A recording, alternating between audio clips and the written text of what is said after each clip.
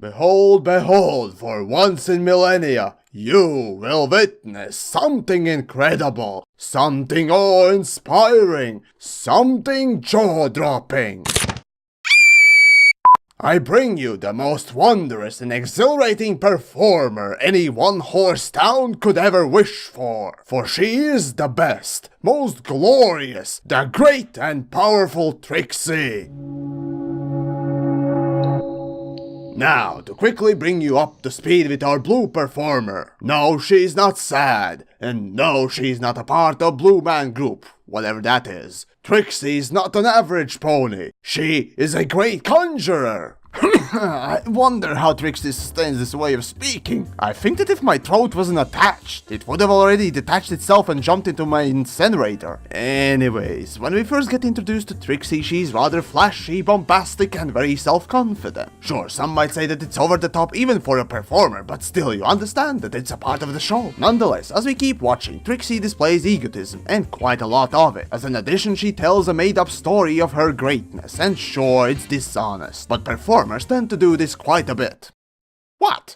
Nevertheless, after some not so great and not so glamorous events, Trixie admits her lies and disappears in the most great and powerful way. Yes, I'll run this joke into the ground and beat it like a dead horse. Yeah, fine, moving on. Next time we see the most powerful one is few days, months, or even years later. Frankly, the footage I acquired from Equestrian Film Vault, guarded by multiple guards, did not clarify this fact. Still, Trixie returns seeking a kind of revenge on Twilight, and with the help of a little mind-screwing magic booster, Trixie becomes the next Nightmare Moon. You're kidding. You're kidding, right? But gets tricked into getting rid of the soul-sucking amulet rather fast. After that's done, Trixie realizes what she had done and apologizes. In this story, we learn of her envy and remorse. Skip 2 seasons and the great and powerful one's back, this time befriending Starlight, her first friend. And later on in season 6 finale, goes on an adventure as a part of the main cast, believe it or not, to destroy my kin. At this point I feel that every time I try to analyze anything I get reminded of this fact, and now I'm just depressed. Right, well, at least in broad strokes, this is the history of Trixie for now. When it comes to her character, we should start from the beginnings. I mentioned the term egotism. Yes, this is the one word that pretty much summarizes Trixie. Someone who's got an inflated opinion of oneself. You know. Do they not know that they're in the presence of the most magical unicorn in all of Equestria? Here's the thing, as a content creator myself, with praise there also comes the ego. Sure, Trixie is a performer and frankly some create their own stage personas to be exactly like this. But in worst cases these personas take over the performer and then you get someone like this. Or this. I guess when we first saw Trixie, most wrote her off as one of these. But is she really? Now one thing though stood out to me when I looked closer at the episode. Aside from telling a lie about beating Urza, Trixie did nothing wrong. And yet she runs away while Rainbow wants to catch her.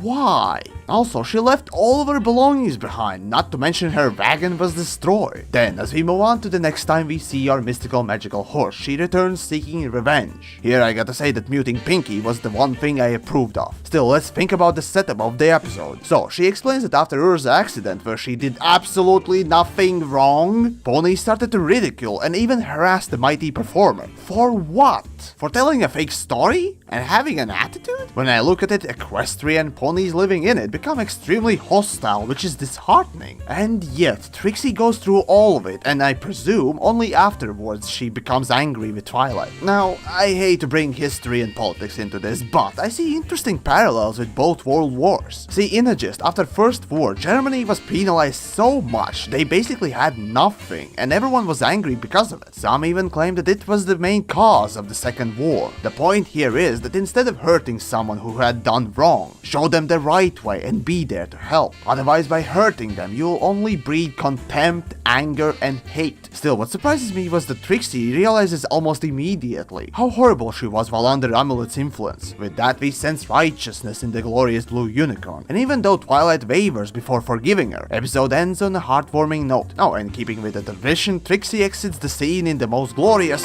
Oh, never mind.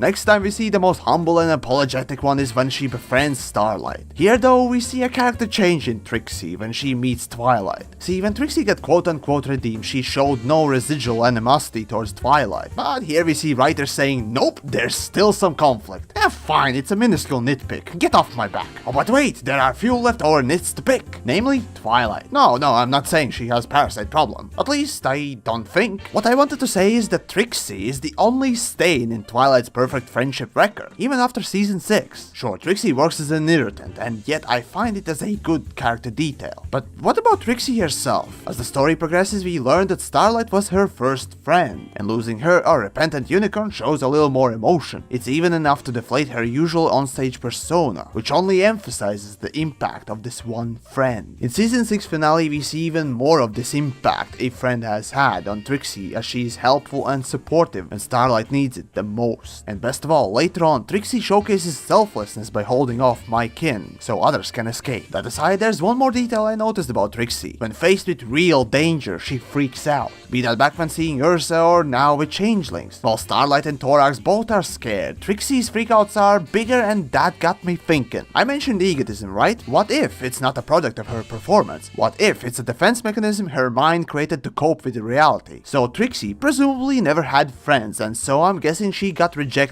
a lot. And so to deal with all this negativity, she put up walls and sealed off her true self. These walls are this rampant ego that rejects negativity, leaving only good things, but they can hold only so much. And when Trixie encounters genuine danger, we get a glimpse of what the true self really is. A young, scared, and fragile being. This is also true with friendship for Trixie. When she made a friend, she opened up and these walls were slowly coming down. And as I mentioned, Trixie becomes supportive, helpful, and even selfless because of this friendship. So in the end, what can we learn from Trixie's tale? Aside from how to be the most talented, great, and powerful, we mustn't punish wrongdoers till they can barely breathe. This only breeds more hatred, as I said earlier. A helping hand can guide a lost soul, and most of all, a single friend, especially to someone who has none, can mean the world. Though I only became Trixie fan after season 6, it's pretty clear how interesting this character actually is. In fact, Trixie's character arc rivals some of the main casts. But as for now, what will become of the most powerful one, only time will tell. But as long as she has Starlight, I think they both will be alright.